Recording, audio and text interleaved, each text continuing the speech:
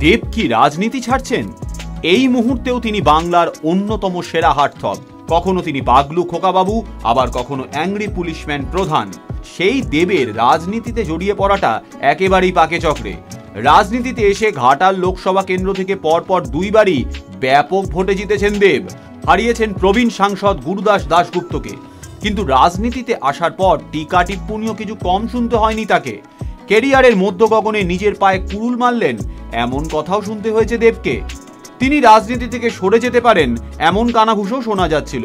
কিন্তু সম্প্রতি একটি সাক্ষাৎকারে সেই সম্ভাবনার কথা উড়িয়ে দিলেন দেব নিজেই। জানালেন, নাম প্রকাশে অনিচ্ছুক এক পুলিশ অফিসার তাকে জানিয়েছেন, তার মতো স্বচ্ছ ইমেজের মানুষ যদি রাজনীতিতে না আসেন তবে আর কে আসবেন। তাই আরো বেশি করে নিঃস্বার্থ সমাজসেবার স্বার্থেই দেব আরো বেশি রাজনীতির সঙ্গে থাকতে চান। সামনেই লোকসভা নির্বাচন, তাই সাংসদ হিসেবে হ্যাটট্রিক করার জন্য দেবের টিকিট পাওয়াটা শুধু সময়ের অপেক্ষা, এ কথা ধরে নেওয়াই যায়।